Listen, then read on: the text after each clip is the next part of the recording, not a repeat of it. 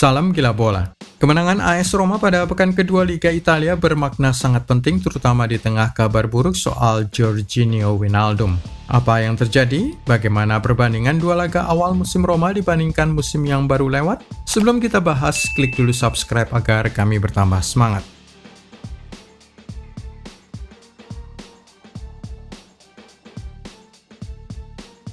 Roma 2 kemenangan.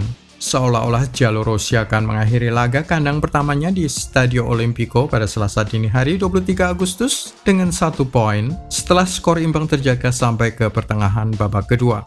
Kemudian datanglah sepak pojok oleh Lorenzo Pellegrini pada menit ke-64 yang mengirim bola ke tiang jauh dengan Chris Smalling tidak terjaga dan mengirim sundulan ke sisi lain gawang, mengecoh kiper Andrei Radu.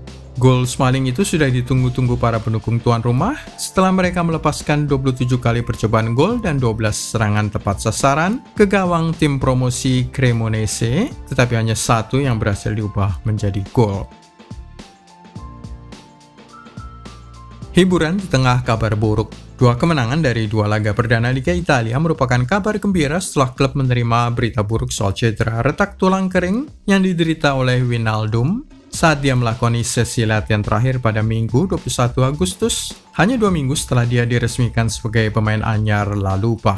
Chris Smalling merayakan golnya dengan mengangkat jersey Wijnaldum nomor 25 sebagai tanda dukungan untuk bekas pemain Liverpool dan PSG tersebut yang akan absen sangat lama akibat cedera retak tulang tibia atau tulang kering.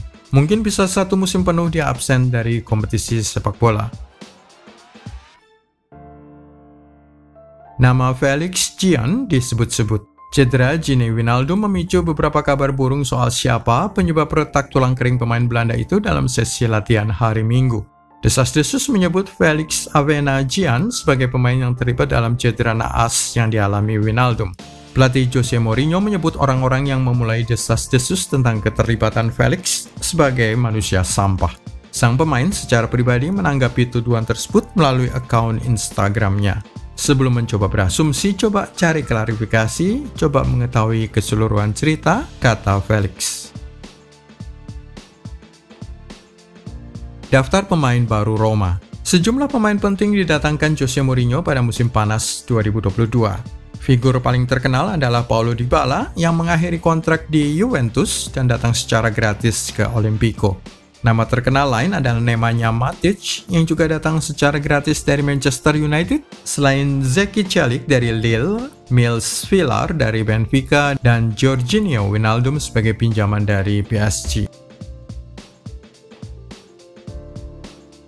Perbandingan dengan musim 2021-22. Mourinho mengawali musim sebelumnya 2021-22 juga dengan 2 kemenangan atau bahkan 3 secara beruntun. 3-1 melawan Fiorentina pada 22 Agustus 2021, menang 0-4 di kandang Salernitana pada 29 Agustus, dan menang 2-1 atas Sassuolo pada pekan ketiga musim yang lewat.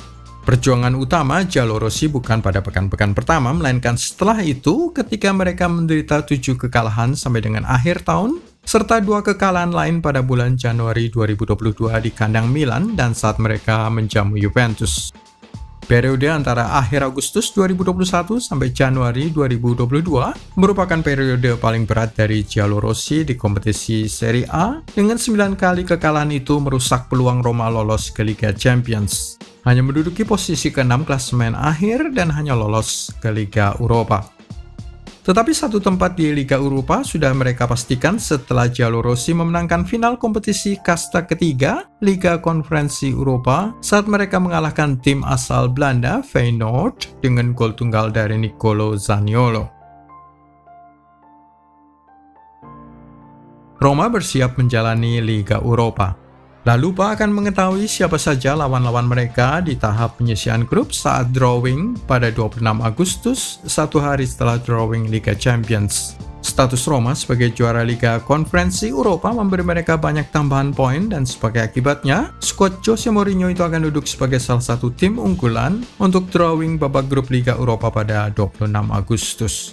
Roma hanya kalah ranking dari Manchester United yang memiliki posisi 10 di dalam daftar ranking koefisien klub UEFA, 1 posisi di atas Roma pada urutan ke-11. Dua tim unggulan lain adalah Arsenal dan Lazio pada posisi 17 dan 31, sehingga tidak mungkin satu grup dengan AS Roma.